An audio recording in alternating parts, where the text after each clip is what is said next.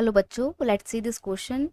And here this question says, define plantation agriculture, explain any four characteristics of plantation agriculture.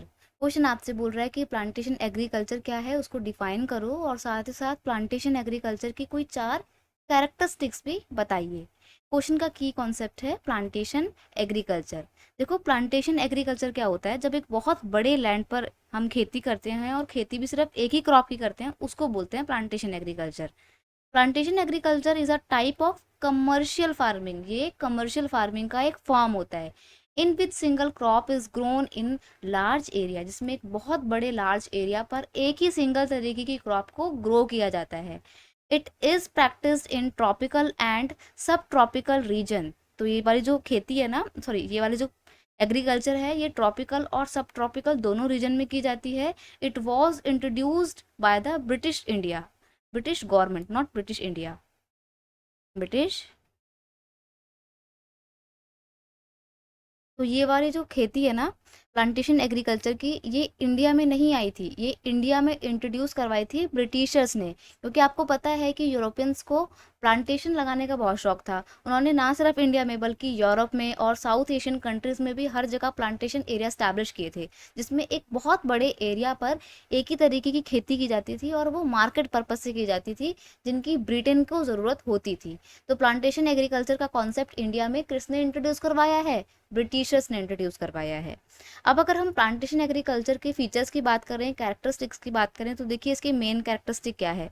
It is capital intensive farming done by the migrant labour. तो ये जो plantation agriculture है, ये कैसा farming है? Intensive farming है, जिसको migrant labour करते हैं, यानी कि बाहर से मजदूर हायर किए जाते हैं काम करवाने के लिए, क्योंकि ये बहुत मेहनत वाली खेती होती है। अब आपको अंदाज़ा लग सकता है ना कि एक बहुत बड़ा एरिया और लमसम 40 हेक्टेयर के एरिया पे प्लांटेशन एग्रीकल्चर किया जाता है। तो इतने बड़े एरिया पे कोई अकेले तो खेती कर नहीं सकता, तो ऐसे में बहुत सारे लेबर्स को हायर करना पड़ता है। तो ये एक कैपिटल इंटेंसिव, बहुत ज़्यादा पैसा लगने वाली और माइग्रेंट लेबर के द्वारा की जाने वाली खेती होती है।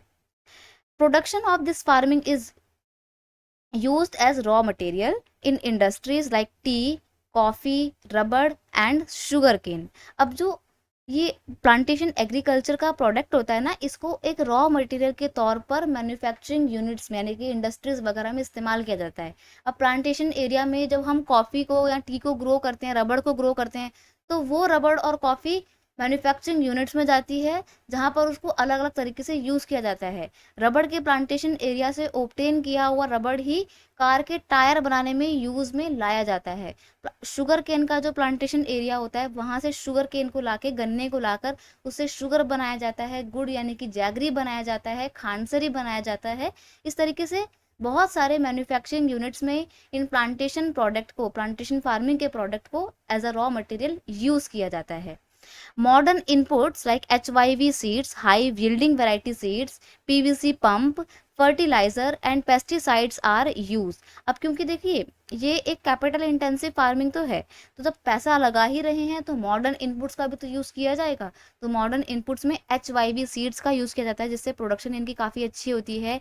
इरिगेशन के लिए आर्टिफिशियल इरिगेशन का यूज़ किया जाता है, पंप यूज़ किए जाते हैं, और फसल को बचाने के लिए उसमें पेस्टिसाइड डाला जाता है, और साथ ही साथ अपनी मिट्टी की फर्टिलिटी को ऑब्टेन करने के लिए या फर्टिलिटी को बनाए रखने के लिए फर्टिलाइजर भी ऐड किए जाते हैं। ठीक है। और इसका एक और फीचर ये है कि proper earning is main object of this farming. अभी जो इतनी कैपिटल इंटेंसिव फार्मिंग कर रहे हैं, उसके पीछे का मेन ऑब्जेक्टिव क्या है? उसके पीछे का मेन पर्पस होता है ज़्यादा से ज़्यादा प्रॉफिट अर्न करना। तो मनी अर्निंग इसका मेन ऑब्जेक्टिव होता है। किसका? प्लांटेशन एग्रीकल्चर का। I hope you understood it well. Best of luck.